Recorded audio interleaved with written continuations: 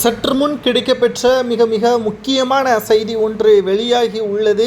தமிழக பாஜக தலைவராக இருந்த அண்ணாமலை அவர்களது பதவி தற்பொழுது பறிக்கப்பட்ட நிலையில் புதிதாக தமிழக பாஜக தலைவராக நயினார் நாகேந்திரன் அவர்கள் பொறுப்பேற்றிருக்கிறார். தமிழகத்தில் மிகப்பெரிய அளவில் மாற்றத்தை கொண்டு வந்தவர் தமிழக பாஜக தலைவராக இருந்த அண்ணாமலை அவர்கள். அவரது பதவியேற்பிற்கு பிறகுதான் பாஜகவில் அதிக அளவு இளைஞர்கள் உருவானதும் கிராமங்கள் வரை பாஜகவின் உண்மையான கொள்கைகள் பற்றியான தெளிவுகளை ஏற்படுத்தியதும் பாத யாத்திரை முழுவதும் தமிழகம் முழுவதுமாக நடைபயணம் செய்து பாஜகவின் உண்மையான கொள்கை திமுகவின் பித்தலாட்டங்களை வெட்ட வெளிச்சத்திற்கு கொண்டு வந்த தமிழக பாஜக தலைவராக இருந்த அண்ணாமலை அவர்களுக்கு தற்பொழுது அடித்த மிகப்பெரிய ஒரு அதிர்ஷ்டமாக அவருக்கு அமைச்சர் பதவி கொடுப்பதற்கான ஏற்பாடுகளை தற்பொழுது அமித்ஷா அவர்கள் கூறியிருக்கிறார். 2 நாட்களுக்கு முன்பாக தமிழகம் வந்த உள்துறை அமைச்சர் அமித்ஷா அவர்கள் தமிழக பாஜக தலைவராக இருந்த அண்ணாமலையை நாங்கள் கைவிட மாட்டோம், அவருக்கான இடம் இங்கு இல்லை, தேசிய கூட்டமைப்பில்தான் இருக்கிறது, நிச்சயமாக அவருக்கு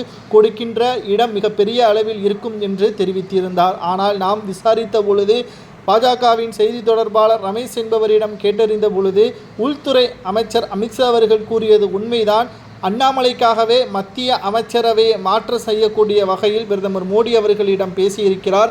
இன்னும் சில மாதங்களில் மத்திய அமைச்சராக அண்ணாமலை அவர்கள் பொறுப்பேற்பார். உங்களுக்கு ஒரு சந்தேகம் எழலாம், தமிழகத்தில் எந்த ஒரு எம்பியாகவோ அண்ணாமலை அவர்கள் தேர்வு செய்யப்படவில்லையே, தமிழகத்தில் கூட மாநிலங்களவை உறுப்பினராக கூட அதிமுக அண்ணாமலையை தேர்வு செய்யவில்லை, பிறகு எப்படி அண்ணாமலை அவர்கள் மத்திய அமைச்சராக பொறுப்பேற்க முடியும் என்ற கேள்வியிற்குத்தான் தற்பொழுது அமித்ஷா அவர்கள் கூறியிருப்பது என்னவென்றால், கர்நாடகா அல்லது மகாராஷ்டிரா மாநிலங்களவை உறுப்பினராக தேர்வு செய்யப்பட்டு அதற்கு பிறகு மத்திய அமைச்சராக பொறுப்பேற்கலாம். உதாரணத்திற்கு நிர்மலா சீதாராமன் எந்த ஒரு தேர்தலிலும் போட்டியிடவில்லை, ஆனால் தற்பொழுது அவர்தான் மத்திய நிதியமைச்சராக பொறுப்பேற்றிருக்கிறார்.